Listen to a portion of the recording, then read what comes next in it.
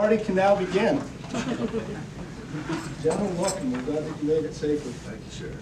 So, we'd ask that everyone please rise and join me in the Pledge of Allegiance to the flag. I pledge Allegiance to the flag of the United States of America and to the republic for which it stands, one nation, under God, indivisible, with liberty and justice for all. Thank you. Please be seated. Well, it's an honor to have all of you here today. I know that you braved the weather to be here, and we very much appreciate it. We're extremely excited today to be able to launch our Ignite program here in Iron County. This will be the first Ignite program in the state of Utah. It will be the 12th in the nation, and Utah will now be the 11th state in the nation to have this program. It was actually started a little over 4 years ago by this man right here, Major Jason Gould from Genesee County, Michigan. And he and his sheriff came up with the concept that after 360 assaults in 1 year in their jail on staff and other inmates, that they needed to do something different. And so they decided that if you were going to be in their jail, that you were going to be a student. And they began an educational program in their jail, which has grown over the past 4 years to the point where they have high school diplomas, GED, welding, food service programs, all kinds of different programs that they're offering in their jail.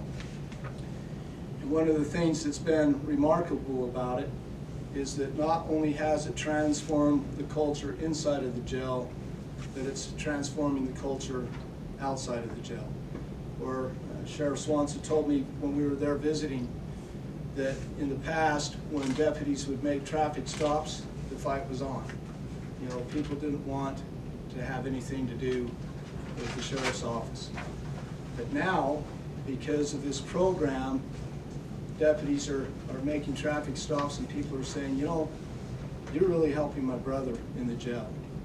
And because of that, the sheriff's office is loved by the community, appreciated by the community. And it's having a dramatic effect, not only on the lives of inmates, but on the lives of their family members and on the community at all, which is helping to build community relations, is helping to build officer safety, and just building a better environment for the residents of Genesee County. And I think that that's great. When we had the opportunity of going back and visiting, it really struck me as to what a fantastic program that they have. So anyway, I'd like to just introduce our guests with us here. Down here on the far end, if you all will recognize Attorney General Sean Reyes, the Utah State Attorney General. General, thank you for joining us. Next to him, we have Stephen Buckley, who made the long trip from Chicago. He represents Edovo, which is a software company which has close to 30,000 programs on our tablets. A lot. There's a lot of programs on our tablets that are available for the inmates to be able to participate in educational programs of their interest on there. Next to him, we have Major Jason Gould from Genesee County Sheriff's Office in Michigan. Next to him, we have Captain Ed Peter. Did I say that right? Yeah. So we had from Bonneville County Sheriff's Office, he's the jail commander for Bonneville County Jail, and they've introduced the Ignite program there. This is our guest of honor, who I'll be reading his bio here in a little bit. This is Sheriff Sam Pulse, who is also my cousin. And We figured out through my grandma's line, the Prince line of all things. So anyway, we're grateful to have him here, and he'll be addressing us here in a little bit. We have Claire McNally, and Megan Bell that are from the National Sheriff's Association, who have adopted this program and are the ones that are driving it out to the various states and the various sheriff's offices, and have been a tremendous help to us in getting this going here in Iron County. Next to him we have Ruben Garcia. He's from the Utah State University from the Inside Out DAT program. And then one of our most loved and favorite people, we have Leila Dennis, who I've known for, I don't know, 100 years maybe? Well, you're not that old, so it must only be 23 years.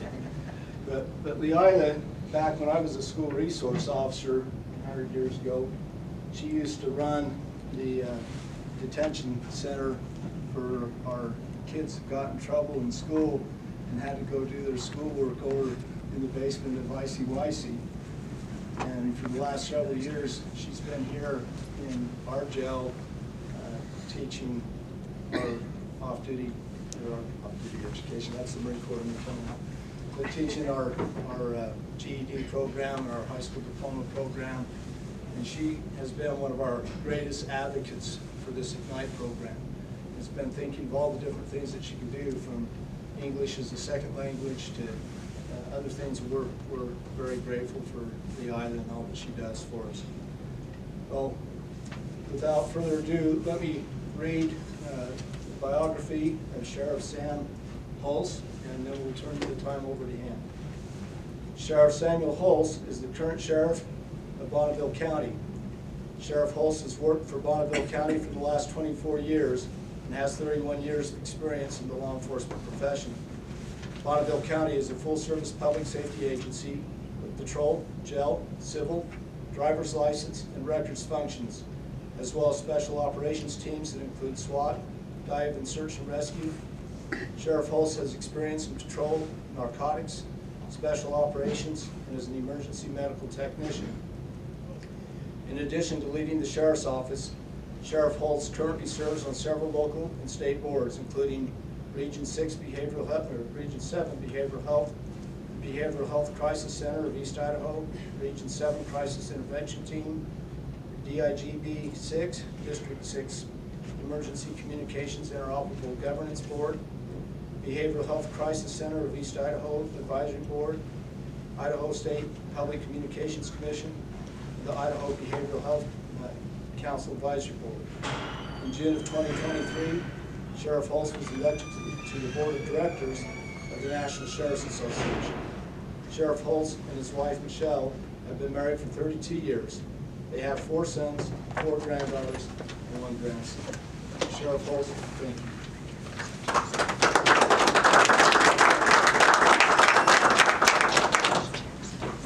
Thank you. It's an honor to be here. You know, I've had an opportunity to travel through Cedar City several times, usually on my way somewhere else. And this is a beautiful area. I'm really blessed to be here.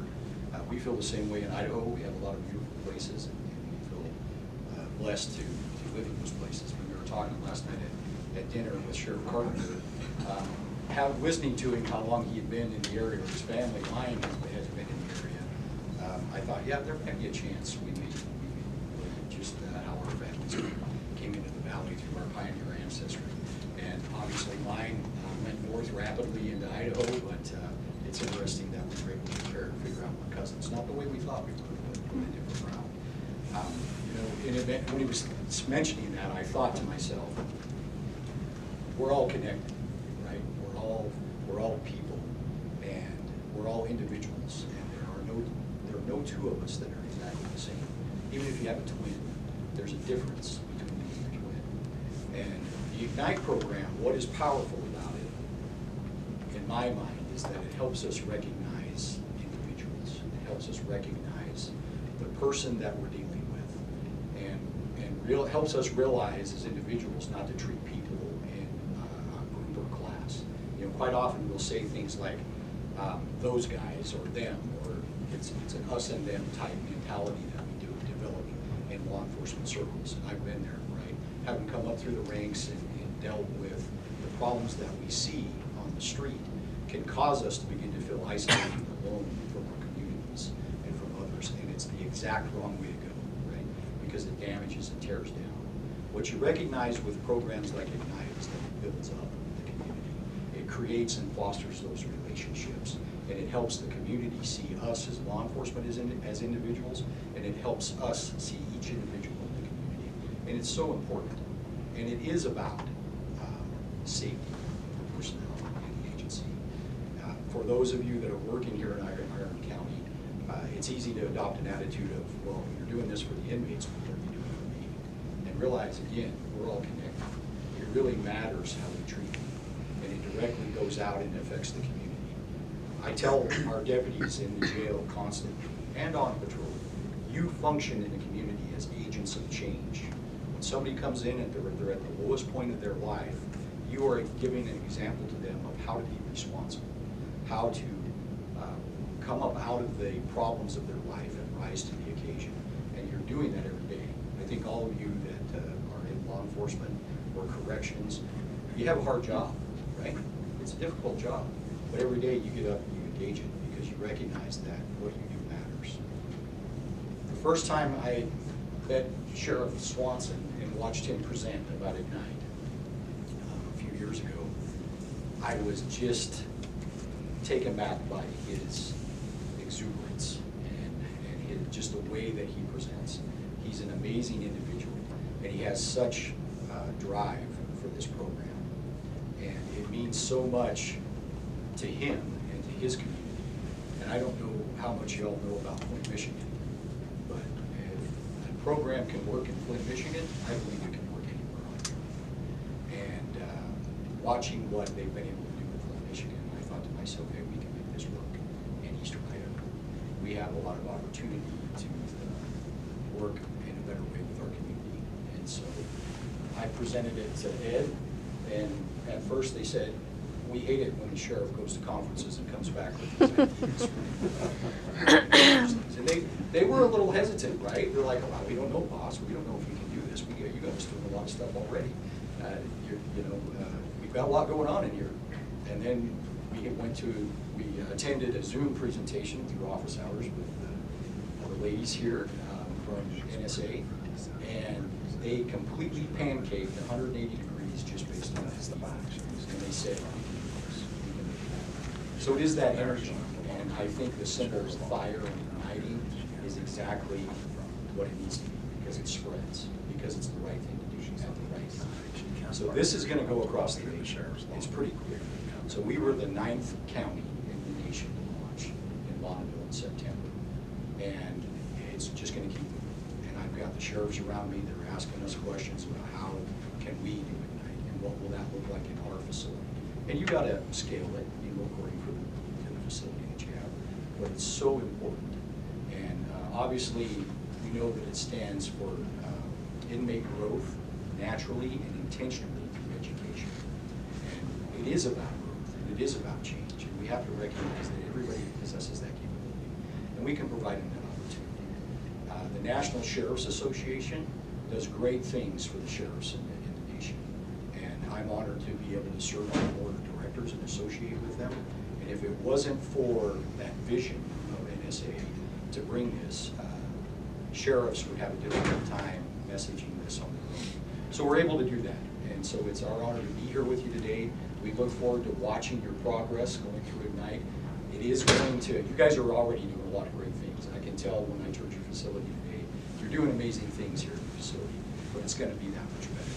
And Udovo is a great partner. And what they're doing and bringing to the table is amazing. So thank you for letting us be here. We stand ready to answer any questions. Ed's got a ton of knowledge about how this stuff actually works in the facility. It's easy for me to get up and talk. He understands the day-to-day struggle that we have graduated Rehab Solutions in Texas, which is a cognitive behavior therapy program that ties to drug use, substance use problems. And we have had a couple of graduates out of that program, night and day difference. We sent those graduates from our program in the jail into a drug court, and the drug court called us and wanted to know, and it was interesting talking to the drug court liaison. She said, I don't want to hurt your feelings, Sheriff, but what are you doing different with these inmates, these two? And I said, well, what do you mean? And she says, well, usually when they come out of the jail, they act beaten down. They act like they have no hope. She said, these two have hope. These two believe that they're on a pathway of change. And that was the difference, is the Ignite program and Solutions of North Texas program, which is part of Ignite. And there's a lot here and a lot to do, but you're doing the right thing, and it will change your community. It will make it a better place. As great as Cedar City is and Iron County is, it will be that much better. So thank you for allowing us to do this. Thank you.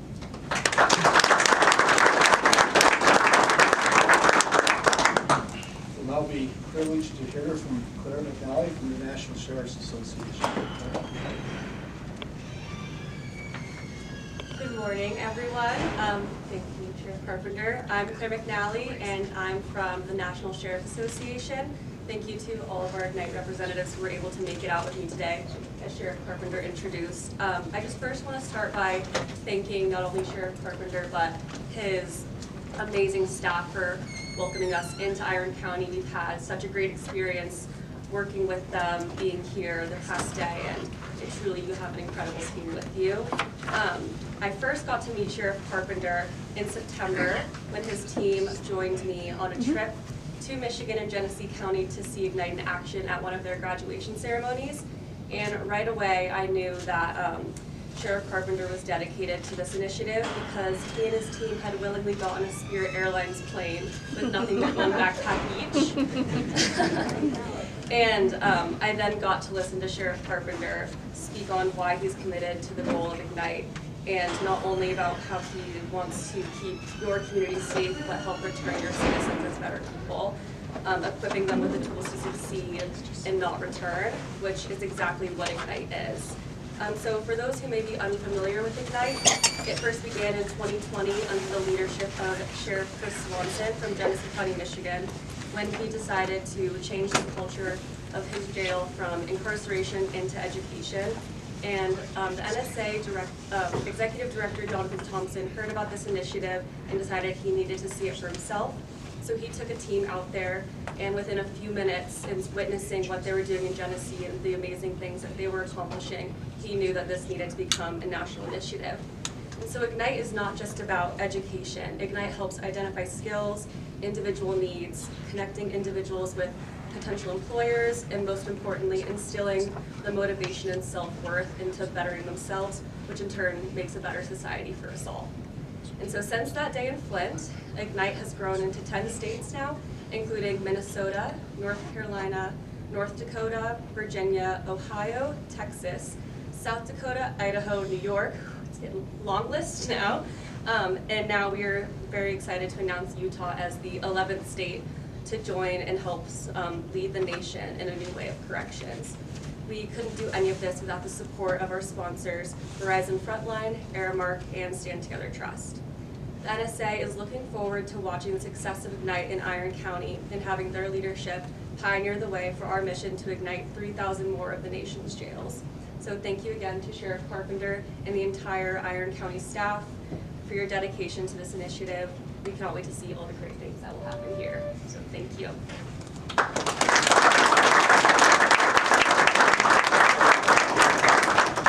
It's now our opportunity to hear from Stephen Buckley from Noble. I got to tell you about Stephen here. We want to talk about a dedicated young man. He flew in from Chicago, and his plane was late, so he missed his connector flight. So he ended up driving 4 hours on top of his plane trip to get down here in time to be able to do this presentation to us.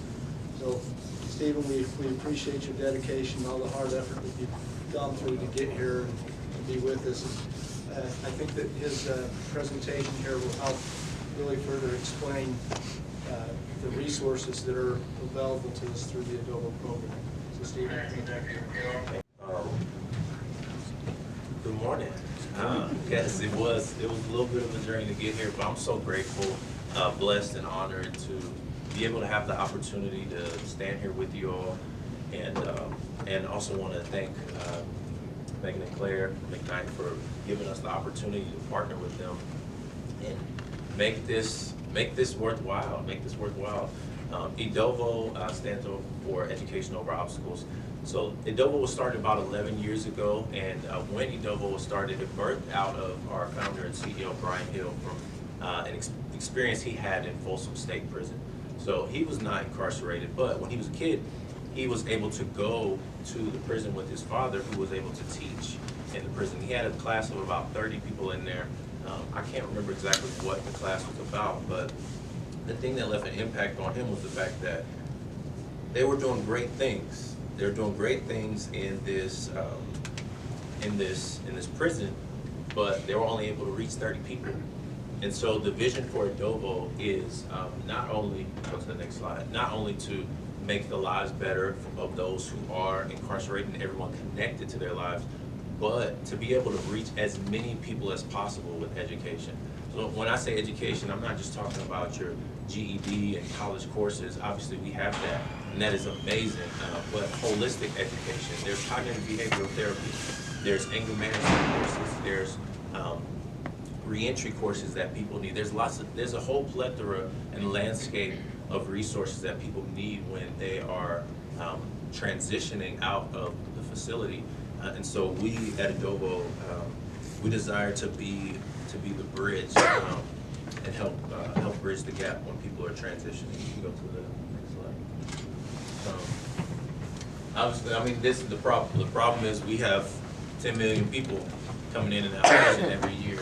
And obviously, we all know that recidivism rates are high. You guys work at a county jail. A lot of people here work at Iron County Jail, so we know that you got frequent flyers. You got people who are almost like friends now because you see them so often coming in and out. And while it may be good fellowship and community, we'd rather see them out on the street having a job as a snowplow, or the person who you send somebody using a salt truck out there. That would be nice. That would be nice. But being able to bridge that gap so that those folks have all of the resources that they need and are connected to the organizations on the outside to make life-changing decisions. And like I said before, with the amount of people who have access to programming, 1 in 5 people have access to programming while they're incarcerated. So the introduction of tablets has been game-changing. So 10 years ago when we wanted to bring, or 10 or 11 years ago when we wanted to bring tablets in prisons and jails, everybody laughed at us. And then there was a slow adoption. California started, and a few other states caught on, and all of a sudden, COVID-19 happens, and where's programming? Nobody can come in. Your local churches can't come in. Your reentry organizations can't come in. There's no opportunities for that, and so now we have these devices that we can use to spread that knowledge. You can go to the next slide. And so the way that we do that, like I mentioned before, is obviously partnering with like-minded people, like Ignite, like Iron County, like Genesee County, people who are passionate about making a change and passionate about education and passionate about making sure that people's families are connected and families are being built up and not broken down. One of the most taken courses on our platform is Parenting While Incarcerated. It's a huge thing, and I love the fact that Genesee County has a graduation. We provide certificates and transcripts for our learners, and they're one of the counties that said, no, don't do that. We want to do that because it's an honor and a privilege for them to do that. And so EDOVO is built in a way that we have we have 3 different platforms that kind of distinguish what you can do. I know it's top to bottom, I'm gonna go bottom up. EDOVO Go is in EDOVO or EDOVO Learn is basically the incarcerated learner experience. That's what the learner sees on the tablet, and that is how they access education. And that has anything, like I said before, from academic reentry courses, culinary arts courses, carpentry courses, plumbing courses, anything you can think of. Your local church even will partner as well and upload their sermon. So that is EDOVO Go. EDOVO Go is also something that we allow learners to continue with when they're no longer incarcerated. So it gives them the opportunity to say, hey, I'm no longer I'm no longer in jail, I'm no longer in prison, but this was amazing for me. Hey Edovo meaning they reach out to us on our website and say, hey, I was incarcerated at Iron County Jail and I need to, I want to continue my education. We say, okay, we'll turn your inside account to an outside account. You can log in the same way you logged in there. Just get on the web browser. And so we desire to create opportunities like that. We also have Edovo Editor. Edovo Editor is a way that you all at the facility and those in the community can build courses, can build resources, and allow for, like I said, that bridge to be built. So we love to build a pipeline for you all, so you guys can if there's any prerequisite courses or prerequisite things that you want to do with organizations on the outside to say, hey, we need,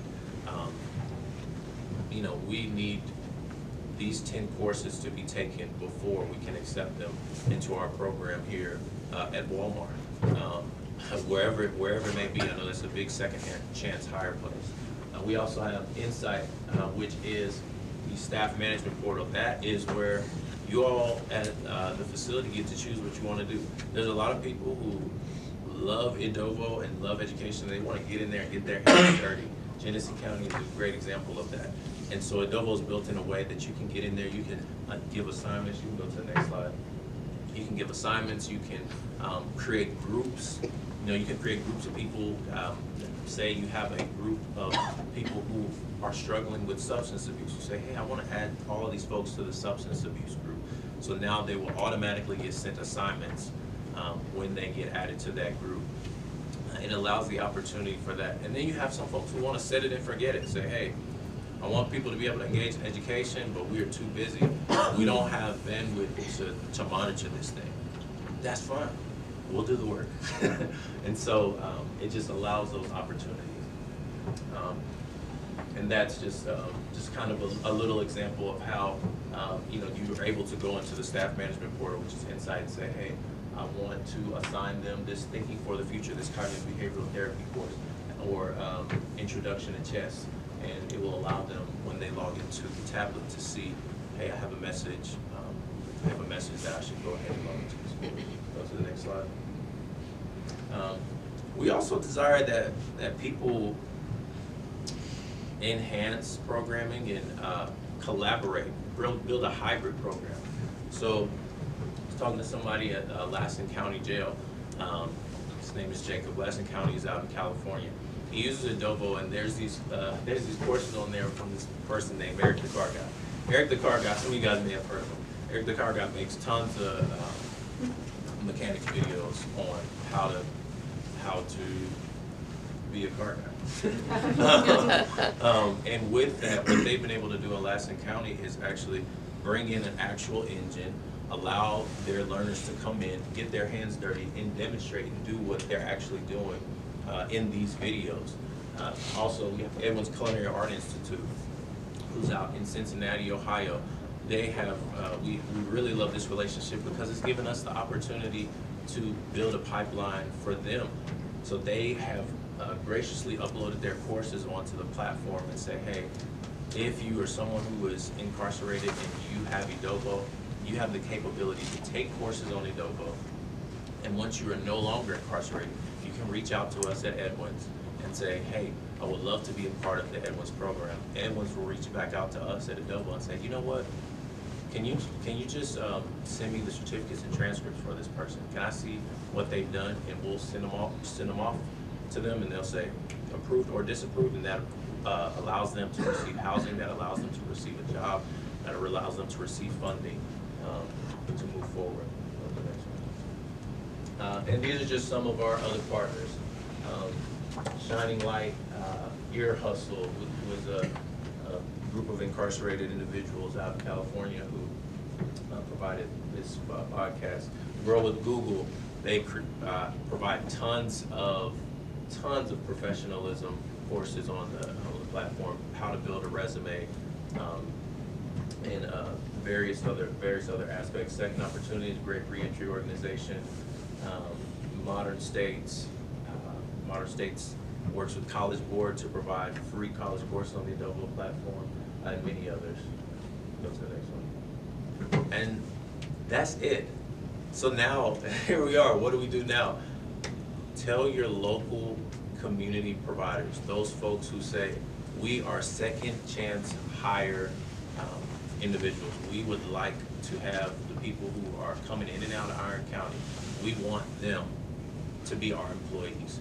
We want to work with those folks, bring those folks to me, bring those folks to Adobo and say, hey, let's find a way to get your courses on the platform, let's find a way to get your resources on here, so that when these people get out, they have a place to go and they have a way to break the cycle. So thank you all, and I appreciate you.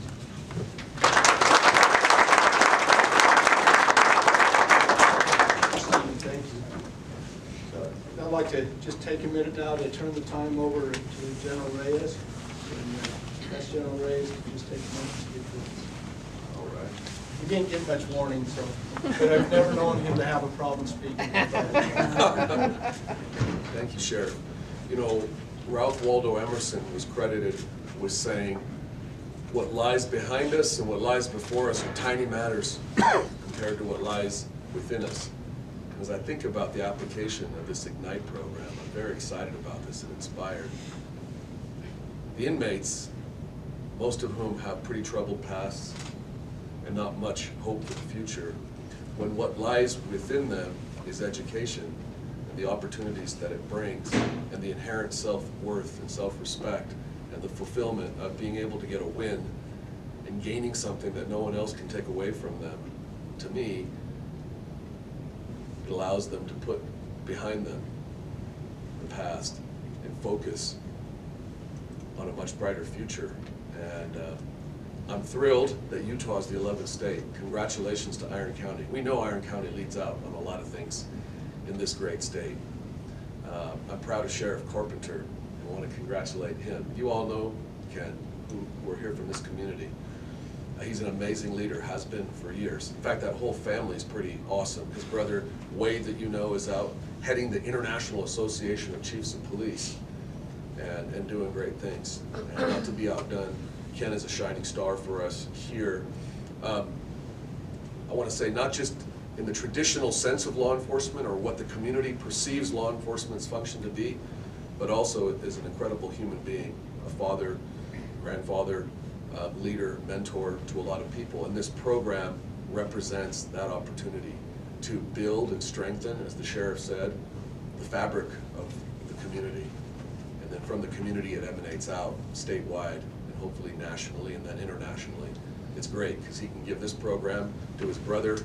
They can export it globally. So congratulations, Sheriff. Thank you to the National Sheriff's Association for coming out. Stephen with Adobo and all of our guests. I hope that you all didn't fly out Spirit to get here. That would have been treacherous. Sorry we couldn't have ordered up better weather. Oh, I know for you Michiganders and Chicagoans, this is light work for you. This is every day. We have to deal with this once in a while here in Utah. I lived in Chicago for a couple of years on a mission, and I've been through Michigan many times. This is what it's like 9 months over there, so appreciate what we have.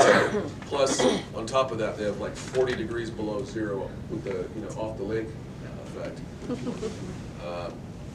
I'm sorry I was late. Apologize that we got a late start. The other analogy I thought of is we were stuck behind a snowplow for miles, and it was going so slow. And I knew where we wanted to go. I know where I wanted to be, and there was nothing we could do about it. We were stuck. And as I thought about the IGNITE program, again, it really led me to think, what a great thing. You have inmates who are stuck, many in a cycle of addiction or bad choices or other circumstances that land them here time and time again. They know where they want to go, but they don't have the tools or the pathway to do it, and education is that. My mom spent 50 years as a public school educator, and when she had a chance to choose as a principal which school, she didn't choose the rich, school with all the AP courses. She chose a school which I didn't understand at the time. They were all the last chance kids. They all be kicked out of the normal school program, but she felt like that was the best opportunity to really serve and make an impact. And I see the same possibilities here with the IGNITE program. So on behalf of the state of Utah and our leadership there. We're in a legislative session. I can't wait to go back and take this sheriff to the legislators there and brag about the program. We are the 11th state, following the lead of a few others, including our neighbors to the north. By the way, your governor, Sheriff, said Idaho and Utah, we're just in a suburb of Idaho anyway, extension. So thank you for the leadership on that. And with that, I'll just, again, ask you to support any possible way, whether it's in the private side, finding employment, or supporting Adobo, or here at the facility. Keep electing the sheriff. I don't know when he's up again. I hope he stays forever in that position. And be safe and careful out there. God bless you all. Thank you so much.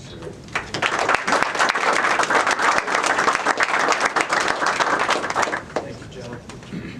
We have a brief video that we'll show from Sheriff Chris Swanson back in Genesee County, which kind of tells a little bit about his experience with the Ignite program.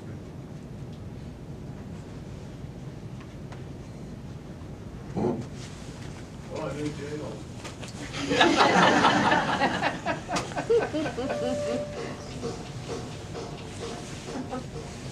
Hey, Chris Swanson, the Sheriff of Genesee County here in Flint, Michigan. You've heard it before. If you've not, I want you to pay attention to Ignite. Inmate growth naturally and intentionally through education. This whole facility is going from incarceration to education.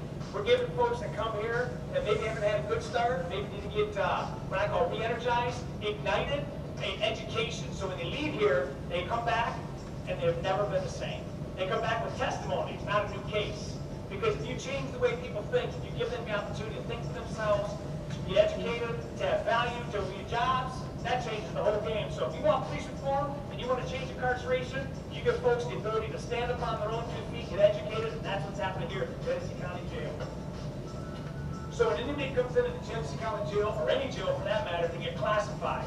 And they find out, are you going to be here from 0 to 60 days, 60 days to 180, or 180 and beyond. In those 3 tiers, there's an ability to jump into a platform or a curriculum, whether it's beginner, intermediate, or advanced. And those 3 platforms, that tier allows the individual to get into some studies that will change the way they are, give them the opportunity to become better like they've never been before. So there's more to that in this video, but I want you to see what happens. Folks come into the jail, they walk down this door, and when they walk down this door, then he thinks the world ends, but it's now just beginning. It used to be we would just have 1 floor on 1 pod that was doing education. It's called 5B, education housing. Now we have 5 floors. 5 floors, 2 hours a day, Monday through Friday, an hour before lunch, an hour before dinner. This whole place is going to school. And it's going to be based on meritocracy. A meritocracy meaning that when you do something, you get rewarded. It's kind of like life. The more you do, the more you get. The harder you work, the more opportunity. Let me just say this. When we go up on these floors, we're changing history. We're changing history because if you can change the way people think, you change the way they live their life, and that's true reform. I would love the day when everybody comes up to me and says, hey, who came into jail last night? Nobody. Why? Because we changed the way we do business. We changed American policing forever, which has been the goal.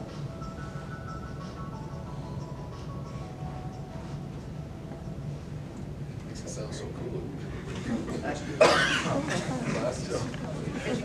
You know, when we were back there,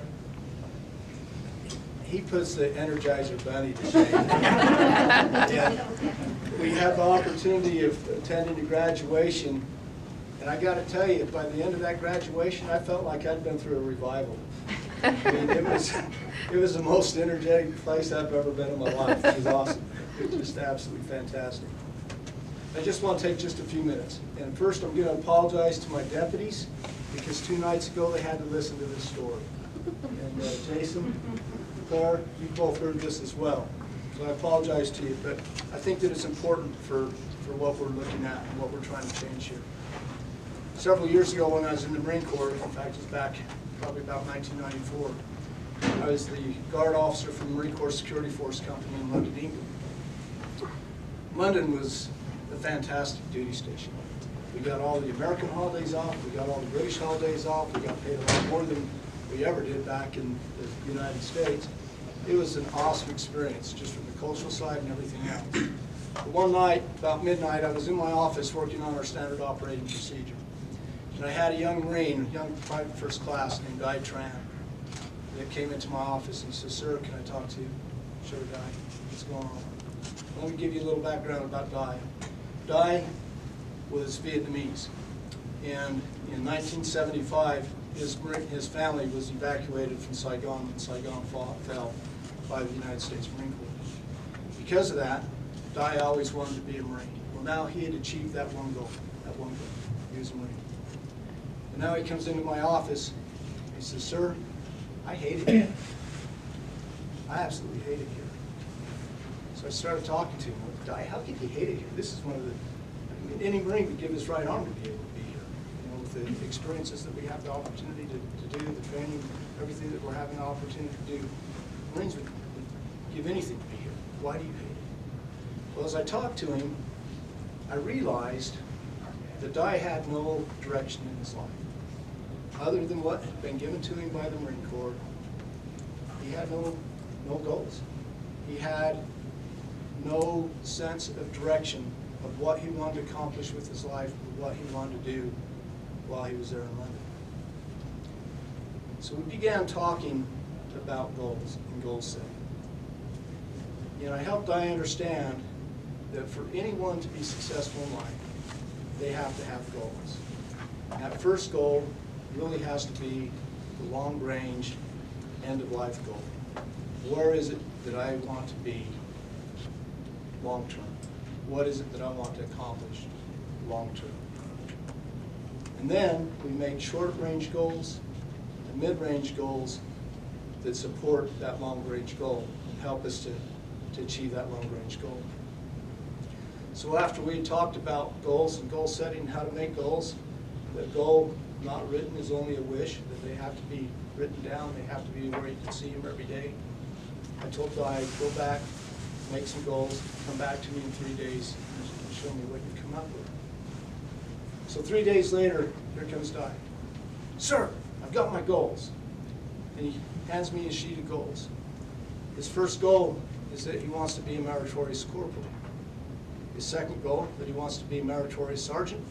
His third goal, that he wants to receive a commission in the Marine Corps. There was a part of me that looked at those goals and thought to myself, "Di, you're the worst Marine I have. There is no way that you're going to be a meritorious corporal. You're going to be lucky if you ever make corporal, let alone being commissioned in the Marine Corps." But he and I just talked about goals 3 days before, and I couldn't tell him. I said, "Di, these are great goals. Ball's in your court. Let's see what you do with them." A year later, I had the privilege of meritoriously promoting Di Tran to the rank of corporal. Shortly after that, there was an author that wrote a book called Making the Corps. And he had followed a platoon through boot camp. And one of the Marines from that boot camp ended up in our company, a kid named Prish. Prish had come from Alabama. And he had been a white supremacist. He had been raised to hate people of color, people of different religion, things of that nature. And now, here he was in London, England, struggling. And who took him under his wing? Corporal Di Tran, Vietnamese kid. And when this author came to do follow-up and re-interviewed Prish about what was going on in his life in the Corps, Prish told him that joining the Corps and coming to London was the greatest blessing of his life, because through the example of Di Tran, that he realized that color didn't matter, that religion or culture didn't matter, that what mattered was the content of the person's being, and that had he stayed back in Alabama, that he would have ended up like his friends. One had been shot and killed in an armed robbery. Another was in prison in Alabama. Because of that one choice to join the Corps and the opportunity of being tutored by Corporal Di Tran, that his entire life had changed. So Di then leaves us, goes back to Camp Lejeune, and joins what's called a Victor unit. The Victor unit is a unit that's getting ready to deploy within the next year. So Di gets to his Victor unit because of his competence and technical proficiency. He's selected for what's called Super Squad competition. He goes through the Super Squad competition. Eventually his squad was knocked out, but because he's done so well, that one of the other squads that was continuing on pulled him up to be a member of their squad. After the Super Squad competitions end, Di is deployed. They go to Liberia, Africa. And at that time, Liberia, the U.S. Embassy in Liberia was under attack. And he and his Marines went in and protected the embassy, helped evacuate those that needed to be evacuated. And Di received the Navy Marine Corps Commendation for his action. On their way home, they got diverted to Haiti during the earthquake. Because of all the civil disobedience and whatnot, he and his Marines went back into Haiti and restored order. And he received a second Navy Marine Corps Commendation. When he got back to Camp Lejeune, he was meritoriously promoted to sergeant. Not long after that, I had the opportunity of returning to the States and was stationed at Headquarters Marine Corps in Washington, D.C. Di was now an enlisted instructor down at Quantico. And one day he called me up and he said, "Sir, what are you doing this afternoon?" I said, "Nothing of consequence. What's up?" "Can you come to Quantico and pin my second lieutenant bars on me? I'm receiving my commission today."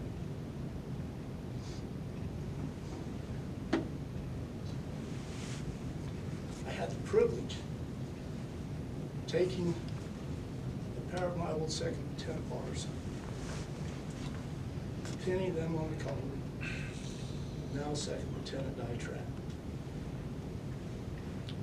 Di went from there to Okinawa, was eventually promoted to captain.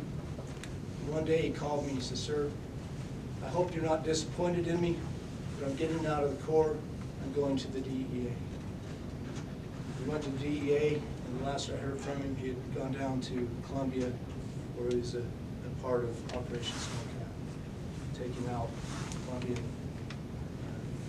drug manufacturing plants and whatnot. But the thing that I got out of that was that I didn't need to worry about dying.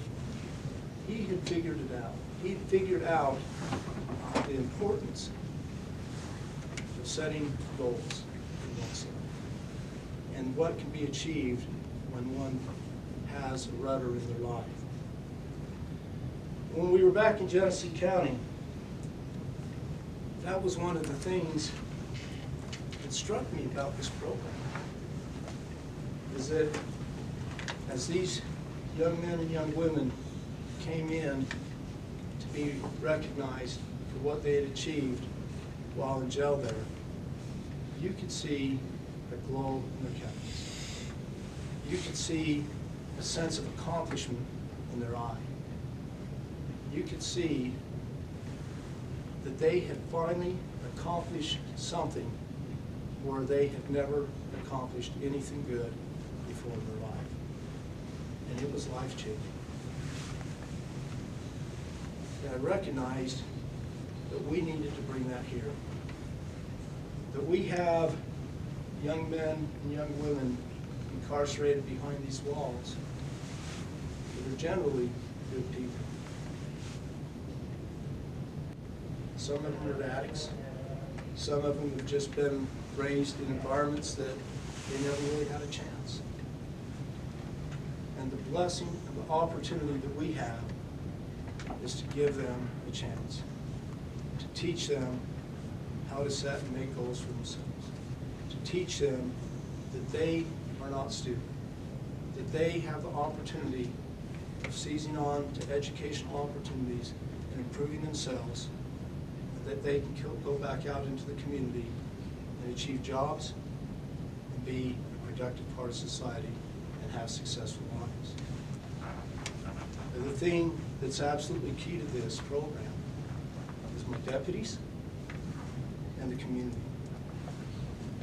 One of the things that impressed me with Genesee County was that with Genesee County, they've got companies out in the town that are coming in and purchasing them virtual reality so that they can offer welding courses, that are coming in and asking to have their own curriculum taught in the jail so that they can hire those inmates to come work for their companies when they get out. That's the success. When the community is involved, we can be successful. That's the significance of this program. And that's what I'm asking as your sheriff today, is for the support of the community to help us make this Ignite program burn hot and spread so that it can really become a turning force in our community and bless the lives of our entire community. So thank you so much for being here. We'd like to go ahead and open it up for any questions that you might have. We've got a whole bunch of experts here that can answer any questions that you might have. So if you have anything, please feel free to ask. Tipas? I do actually. So listening to that, so I'm the drug court tracker, and obviously we require them to either get a GED or finish their high school diploma. And my understanding is on that program there is education, correct? Yeah. And then you mentioned that once they go out, they can keep that login. So would that be something that they could finish while still in drug court and acquire that GED instead of having a little bit of the GED here and then having to go out and go through adult high? Could they just continue that program, or how would that work? Yeah, so as long as they reach out to us and say that they want to continue the program, if they have the capability to do that and have a connected device, they can continue the Adobo program. The distinction I do want to make is there are GED preparatory courses Okay. on Adobo, and not, like, you can't actually earn your GED on the tablet itself, but the courses are preparation for the GED. So, yes, So they would still just have to go take the test for it? Yes, But it would, yes, okay, correct. okay. And then outside of that, would that cost them, or is it still part, or they're okay, or? No, it's all free. Adobo is a nonprofit organization, and one of our heartbeats is to always provide free education to the incarcerated learning, and when they're no longer incarcerated too. Okay. So it will always be free to them. Okay. I do have another question, if no one else does. Go ahead.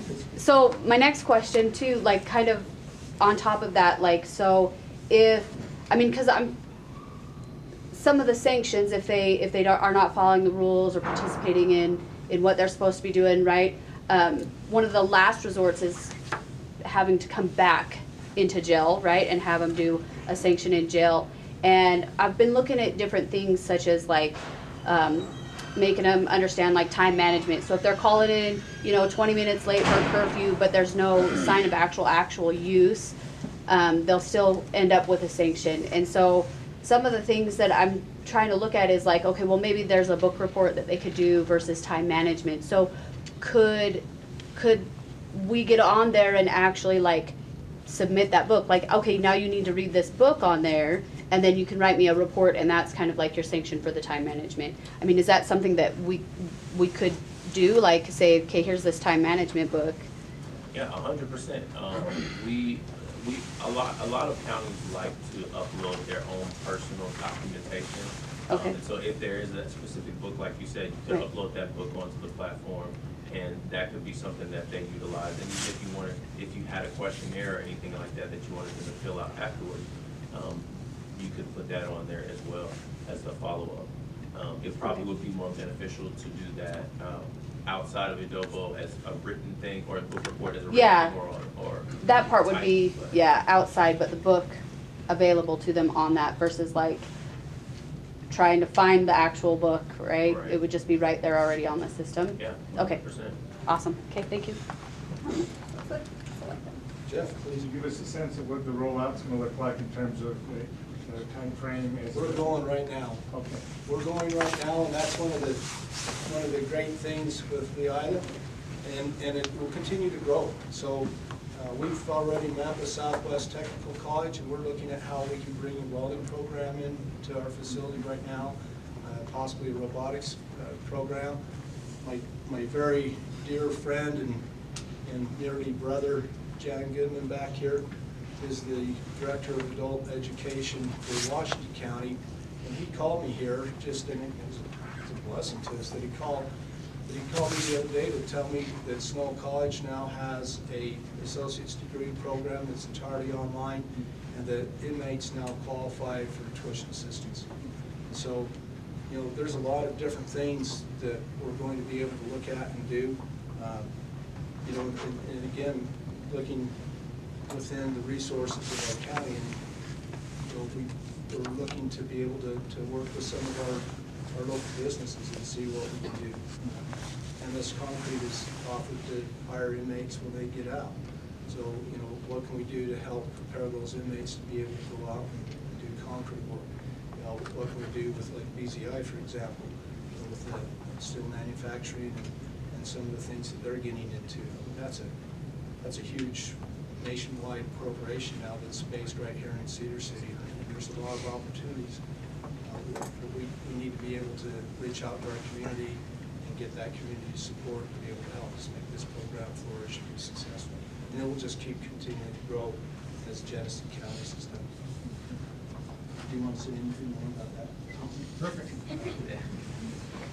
Any other questions? Question. Guys? So, especially with the Adobo, that Insight, where essentially it's like a program management that the teachers can specialize the programming. I'm assuming you provide some kind of technical support, because it's going to have to be more than just simply Leola that is doing this. I'm sure many of your deputies are going to act as mentors to facilitate that Yeah, type of. they may not know that yet. Well, they, yeah. Well, if it's all hands on deck, it's not just them, it's everybody. But I'm just wondering what that kind of support looks like, because sometimes it's user-friendly and oftentimes it's not, especially as you're building a highly specialized curriculum. Yeah, great question. Yeah, so we do have a support portal built out that has frequently asked questions for each individual platform. We also have a monthly, we have 4 monthly trainings. So every week there's a training that anyone who is going to be utilizing the program can come to free of charge. So all you have to do is go to our support portal at support.adobo.com, or just go to adobo.com and you'll find the support portal on there. And you can sign up, and we'd be more than happy to show you how to navigate through. Regardless, those at the county have to provide you access, no matter what level of staff you are, just to make sure that it's all getting filtered through. And there's so many other things that we can do, like one of the programs Genesee has is a food service program. And I've got Rosa over here that runs our kitchen, that made all our cookies today, by the way. And they're awesome, her cookies are always fantastic. But, you know, one of the things that we have is we have 10 to 15 state inmates down here that work in our culinary. And there's opportunities for us to be able to do, you know, these increased programming functions, you know, to help them get food service permits or certifications or whatnot. They can help them when they get released from the state prison. So there's a lot of opportunity. It just depends on, you know, the community support and where it takes us. Jeff? Sure, folks, can you tell us how it's changed or made an impact on their jail? You know, in a lot of ways, but I'll give you a couple things.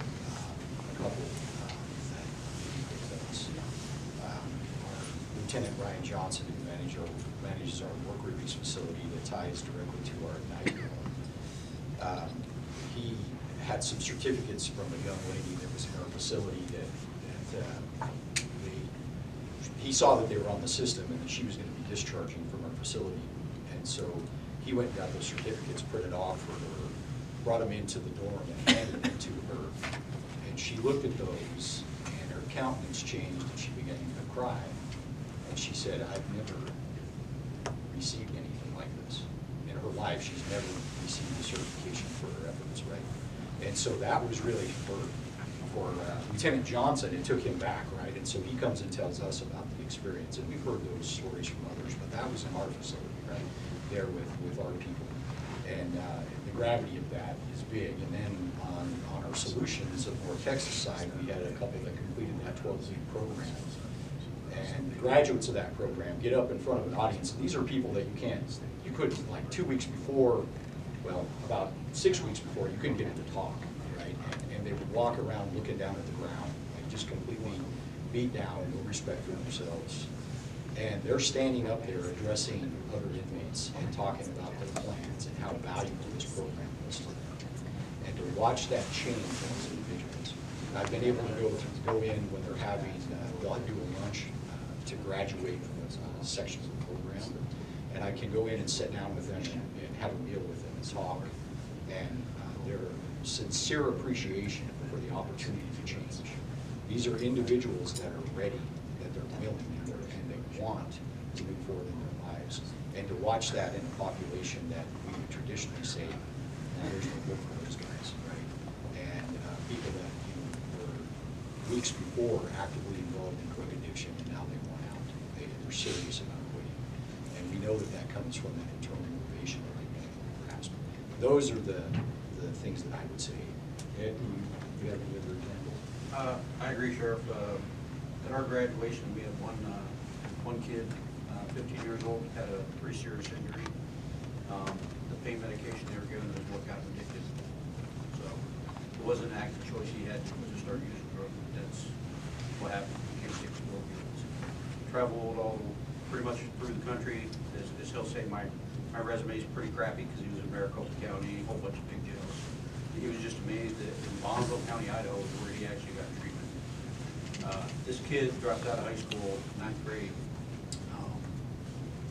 At our graduation, there was 2 of them that graduated.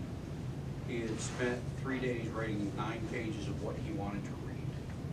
And this poor kid got up to read it and was so teary-eyed he could not read his letters. So he said, screw it, I'm just going to swing it from the heart.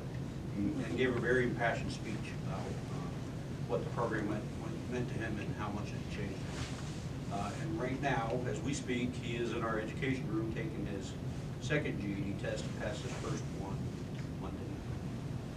So hopefully turn that kid's life around. Jason, you got a few stories.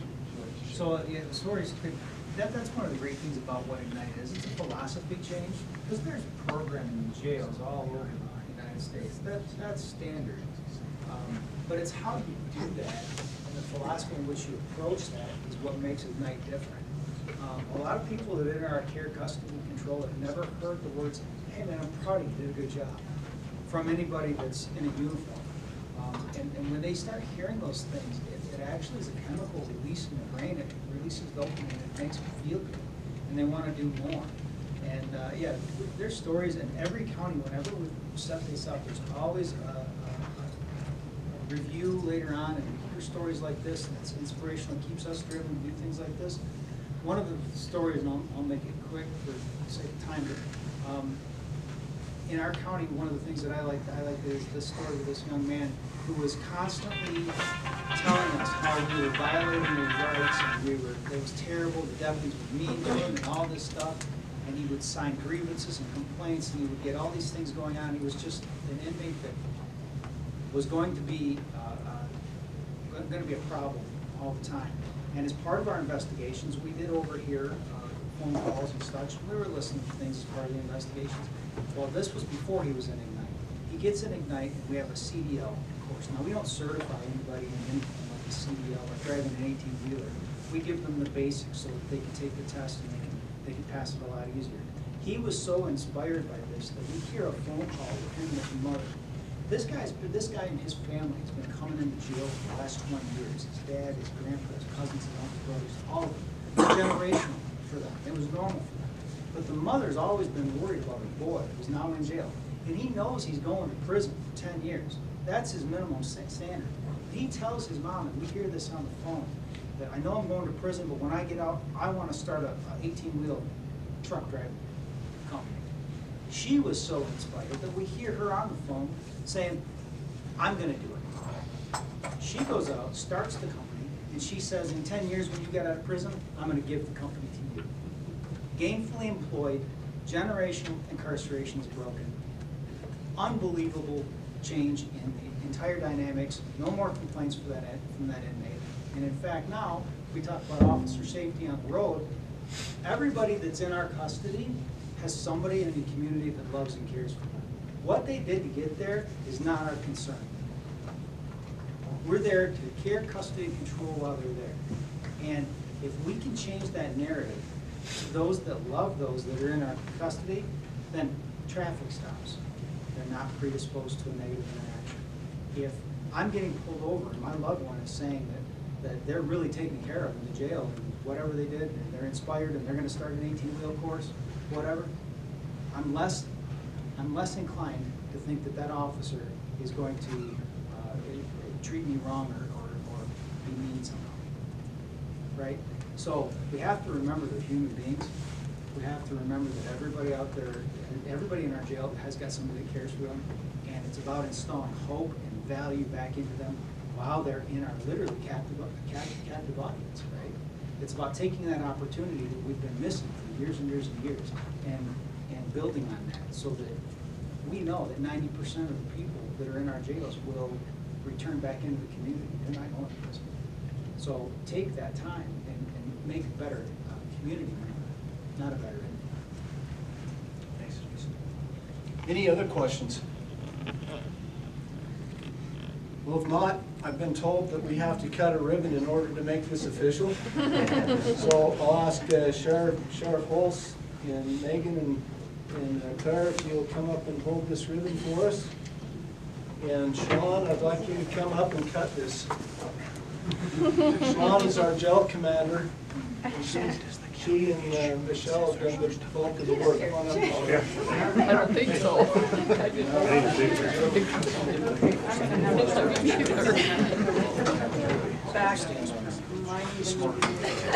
want to do this.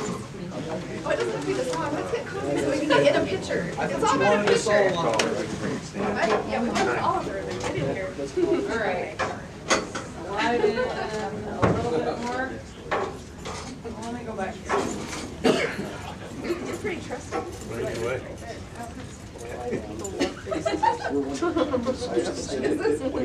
All right, ready? Amazon. Hey! We